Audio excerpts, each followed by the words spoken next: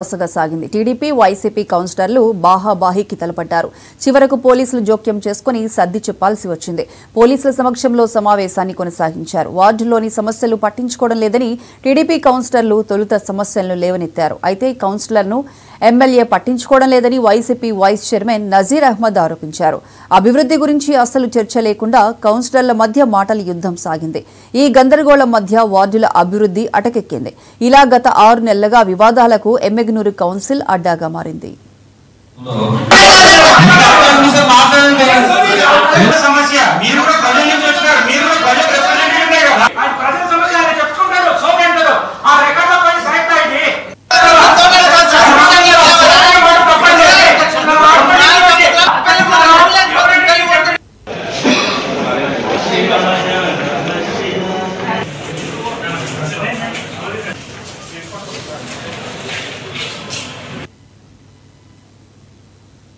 ఏలూరు జిల్లా నూజివీడు